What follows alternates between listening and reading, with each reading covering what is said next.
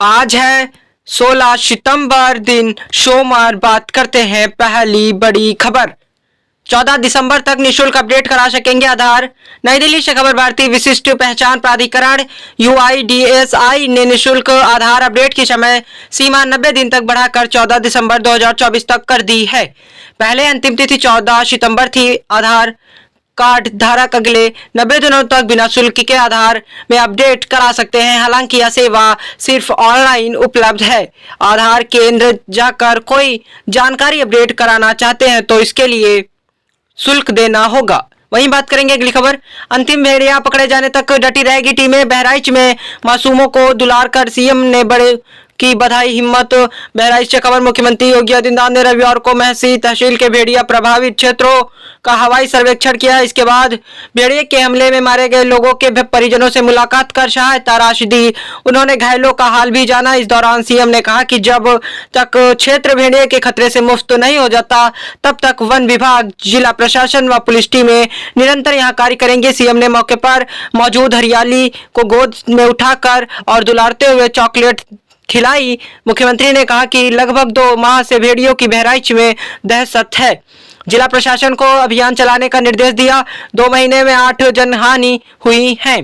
वहीं बात करेंगे अगली खबर।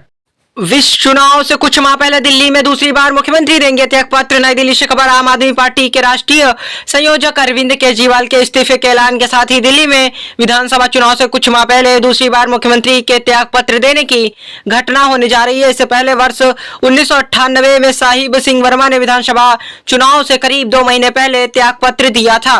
इसके अलावा केजरीवाल दिल्ली में विधानसभा का कार्यकाल पूरा होने से पहले त्यागपत्र देने वाले छठे मुख्यमंत्री। ब्रह्म प्रकाश ने मुख्यमंत्री पद से त्याग पत्र दिया था। दिल्ली विधानसभा के चुनाव 5 माह बाद अगले साल फरवरी माह में प्रस्तावित हैं। उधर कथित शराब घोटाले में सुप्रीम कोर्ट ने जमानत देने के साथ कड़ी शर्तें लगाई। इस कारण विधानसभा चुनाव से पहले अरविंद केजरीवाल ने मुख्यमंत्री पद से त्याग पत्र देने का ऐलान कर दिया। इससे पहले वर्ष 1998 में भाजपा नेता व दिल्ली के मुख्यमंत्री साहिब सिंह वर्मा को विधानसभा चुनाव से 2 माह पहले त्याग पत्र देना पड़ा। अगली खबर। मोदी के जन्मदिन पर शुरू होगा भाजपा का सेवा पखवाड़ा। लखनऊ से खबर। भाजपा 17 सितंबर को प्रधानमंत्री नरेंद्र मोदी के जन्मदिन से सेवा पखवाड़ा शुरू करेगी। इसके तहत नगर, गांव, चौपाल, सार्वजनिक स्थानों पर सेवा कार्य किया जाएगा। सेवा पखवाड़ा के तहत विभिन्न कार्यक्रम होंगे जो 2 अक्टूबर तक जारी रहेंगे। इस बाबत सोमवार को प्रदेश के सभी जिलों में सेवा पखवाड़ा की कार्यशालाएं होंगी। मंगलवार को अभियान के पहले दिन योगी आदित्यनाथ, सभी मंत्री और पार्टी पदाधिकारी स्वच्छता अभियान में हिस्सा लेंगे। पार्टी के प्रदेश महामंत्री एवं सेवा पखवाड़ा के प्रदेश संयोजक संजय राय ने बताया कि राष्ट्रीय अध्यक्ष JP नड्डा, राष्ट्रीय महामंत्री सुशील बंसल तथा पिछड़ा वर्ग मोर्चा के राष्ट्रीय अध्यक्ष व अभियान के राष्ट्रीय संयोजक के लक्ष्मण ने वर्चुअल बैठक कर सेवा पखवाड़ा के तहत होने वाले कार्यक्रमों की योजना, लव जिहाद, छेड़छाड़, चेन स्नेचिंग पर सिपाही से सीओ तक नपेंगे। योगी सीएम ने की कानून व्यवस्था की समीक्षा, कहा अधिकारियों पर शासन की नजर। लखनऊ से खबर। मुख्यमंत्री योगी आदित्यनाथ ने कहा है कि लव जिहाद, छेड़छाड़ और चेन स्नेचिंग की घटना होने पर बीट सिपाही से लेकर डिप्टी SP CO तक की जवाबदेही तय करेगी, कार्रवाई की जाएगी। रविवार को अपने सरकारी आवास पर वीडियो कॉन्फ्रेंसिंग के जरिए कानून व्यवस्था, त्योहार, विकास कार्यों की समीक्षा के दौरान सीएम ने चेताया कि शासन स्तर पर रोजाना हर जिले की समीक्षा हो रही है, हर अधिकारी की निगरानी हो रही है। जन शिकायतों में निस्तारण में देरी और मिथ्या रिपोर्ट लगाने पर अनुशासनात्मक कार्रवाई होगी। योगी ने गणेश प्रतिमा के विसर्जन के दौरान कुछ जिलों में हुए विवाद की घटनाओं पर नाराजगी जताई और माहौल खराब करने वालों पर सख्त कार्रवाई करने को कहा। जांच देखकर अपराधियों को दी जा रही सजा या माफी। अखिलेश। लखनऊ से खबर। सपा अध्यक्ष अखिलेश यादव ने कहा है कि भाजपा सरकार ने यूपी को जंगल राज में बदल दिया। बहन बेटियां सुरक्षित नहीं है। हर दिन बेटियों के साथ जंगने अपराध हो रहे हैं। पुलिस जनता की सुरक्षा के बजाय उन्हें प्रताड़ित कर रही है। झूठे मुकदमों में निर्दोषों को फंसाया जा रहा है। जांच देखकर अपराधियों को सजा या माफी दी जाती है। अखिलेश चुनाव प्रचार के लिए जाएंगे जम्मू कश्मीर। लखनऊ से खबर। सपा ने जम्मू कश्मीर में कुल 20 प्रत्याशी मैदान में उतारे हैं। तीसरे चरण में उनके 15 प्रत्याशी जबकि दूसरे चरण में 5 प्रत्याशी। वहीं सपा अध्यक्ष अखिलेश यादव और फैजाबाद के सांसद अवधेश प्रसाद समेत पार्टी के 13 दिग्गज नेता चुनाव प्रचार के लिए जम्मू कश्मीर जाएंगे।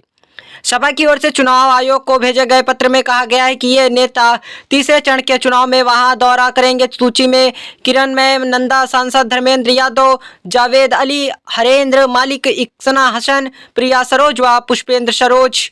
वहीं हम बात करेंगे अगली खबर। कांग्रेस राजद व जामुमो सत्ता के भूखे मोदी। पीएम ने कहा कि कांग्रेस देश की सबसे बेईमान और भ्रष्टाचार पार्टी।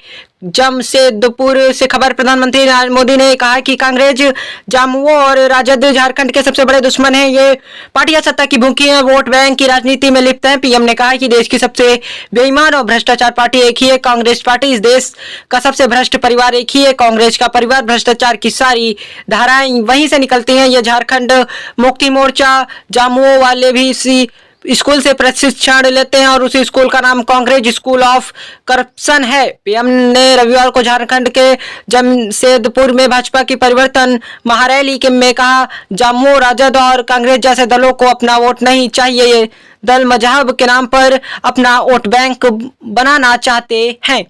यही समय इस खतरे को यहीं पर रोकना होगा। उन्होंने कहा कि बांग्लादेशी और रोहिंग्या मुस्पैठियों साथ झारखंड। अगली खबर। सभी डॉक्टरों की होगी यूनिक आईडी पंजीकरण शुरू। नई दिल्ली से खबर। हर डॉक्टर की यूनिक आईडी होगी। इससे पता चल सकेगा कि देश में कितने पंजीकृत डॉक्टर हैं और वह कौन सी डिग्री रखते हैं। राष्ट्रीय चिकित्सा आयोग ने हाल ही में लॉन्च पोर्टल पर मेडिकल प्रैक्टिस के पात्र सभी एमबीबीएस डॉक्टरों के पंजीकरण की प्रक्रिया शुरू कर दी है। को राष्ट्रीय चिकित्सा रजिस्टर पर फिर पंजीकरण कराना होगा। एनएसएमसी के सचिव डॉक्टर बी श्रीनिवास ने बताया कि पंजीकरण के लिए डॉक्टरों को आधार, आईडी, डिग्री और प्रैक्टिकल्स के लिए मिले सर्टिफिकेट्स के साथ पोर्टल पर आवेदन देना होगा। वहीं बात करेंगे अगली खबर। कर्ज वसूली में नियमों के दायरे में ही बैंक का सहयोग करेगी पुलिस। लखनऊ से खबर। कर्ज वसूली के लिए कर्जदारों के साथ बैंक और गैर बैंकिंग फाइनेंस कंपनियों को कानून के मुताबिक ही काम करना होगा। इस संबंध में डीजीपी प्रशांत कुमार ने मातहतों को निर्देश दिए हैं। उन्होंने स्पष्ट किया है कि मध्यस्थता और सुलह अधिनियम 1996 के मुताबिक अधिकरण या समक्ष न्यायालय यदि किसी जिले के पुलिस अधिकारी को विशेष रूप से आदेशित करती है तो अधिकारी नियमानुसार आदेश का पालन सुनिश्चित करेंगे। इस संबंध में सुप्रीम कोर्ट, हाई कोर्ट या आरबीआई के आदेशों के अनुसार ही कार्रवाई की जाएगी। दरअसल प्रदेश में वाहन, घर या मदों की कर्ज देने वाले बैंकों पर गैर बैंकिंग फाइनेंस कंपनियों ने इस संबंध में यूपी पुलिस से अनुरोध किया था। इसमें स्थानीय पुलिस का सहयोग मांगा था। इसके बाद डीजीपी ने मतहतों को ये निर्देश जारी किए हैं। वहीं बात करेंगे अगली खबर। पावर कारपोरेशन में गेट से होगी सहायक अभियंताओं की भर्ती। आदेश जारी। अब तक विद्युत सेवा आयोग से होगी थी भर्ती, गेट से भर्ती का विरोध। लखनऊ से खबर। पावर कारपोरेशन अभी सभी विद्युत वितरण निगमों में सहायक अभियंताओं का चयन अब graduate aptitude test engineering GATE के जरिए होगी। गेट में प्राप्त अंकों के आधार पर सूची तैयार की जाएगी। अब तक विद्युत सेवा आयोग के जरिए लिखित परीक्षा से भर्ती होती थी। पावर कारपोरेशन के अध्यक्ष डॉक्टर आशीष कुमार गोयल ने बताया कि सहायक अभियंता पदों पर होने वाली भर्तियों में मेधावी छात्रों का चयन होता है। ग्रेड 2025 के लिए आवेदन प्रक्रिया चल रही है, जिसकी पावर कारपोरेशन के अध्यक्ष डॉक्टर आशीष कुमार गोयल ने बताया कि सहायक अभियंताओं के पद पर मेधावी छात्रों का चयन होता है। गेट 2025 के लिए आवेदन प्रक्रिया चल रही है, जिसकी अंतिम तिथि 26 सितंबर है। परीक्षा के स्कोर के आधार पर चयन प्रक्रिया अपनाई जाएगी। इस बार 2 दिन हो सकती है पीसीएस प्रारंभिक परीक्षा। अभ्यर्थियों की संख्या के हिसाब से नहीं हो पा रही। केंद्रों की व्यवस्था, पर्याप्त संख्या में केंद्र नहीं मिले तो 26 एवं 27 अक्टूबर को होगी परीक्षा। प्रयागराज से खबर। उत्तर प्रदेश लोक सेवा आयोग यूपीपीएससी की इस बार सम्मिलित राज्य प्रवर अधीनस्थ सेवा पीसीएस 2024 की प्रारंभिक परीक्षा 2 दिन करा सकता है। परीक्षा केंद्रों की पर्याप्त संख्या में व्यवस्था न हो पाने के कारण ऐसा किया जा सकता है। हालांकि आयोग एक ही दिन में परीक्षा कराने के लिए केंद्रों की व्यवस्था कराने में जुटा है। एआरओ प्रारंभिक परीक्षा 2023 में पेपर लीक की घटना के बाद शासन ने केंद्र निर्धारित नियम काफी सख्त कर दिया है। निजी स्कूल कॉलेजों को केंद्र बनाने पर रोक लगा दी गई। साथ ही शासन ने स्पष्ट कर दिया है कि अगर अभ्यर्थियों की संख्या 5 लाख से अधिक है तो परीक्षा 2 दिन में संपन्न कराई जा सकती है। पीसीएस प्रारंभिक परीक्षा 2024 के लिए अब पर्याप्त संख्या में केंद्रों की व्यवस्था नहीं हो पा रही है। ऐसे में परीक्षा 26 एवं 27 अक्टूबर को 2 पालियों में सुबह 9:30 से 11:30 और अपराह्न 2:30 बजे से 4:30 बजे तक कराई जा सकती है। वहीं बात करेंगे अगली खबर। एक देश एक चुनाव कानून इसी कार्यकाल में होगा लागू। सरकार ने कहा नीतिगत मामले में नहीं होगा समझौता, जनगणना जल्द होगी लेकिन जाति का कॉलम जोड़ने पर अभी फैसला नहीं। पीएम-जेसीआई मुलाकात पर विवाद किया खारिज।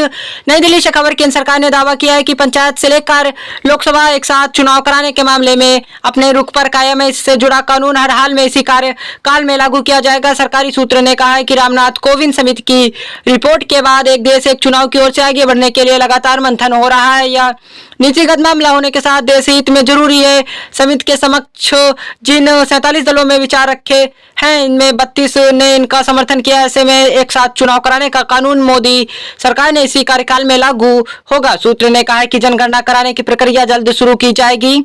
वहीं उत्तर प्रदेश की रोजाना की खबरों से अप टू डेट रहने के लिए यूपी न्यूज अपडेट चैनल को सब्सक्राइब करें और वीडियो को लाइक शेयर जरूर करें और घंटी का बटन दबाना बिल्कुल भी ना भूलें। अपने जिले का नाम कमेंट बॉक्स में जरूर लिखें। धन्यवाद।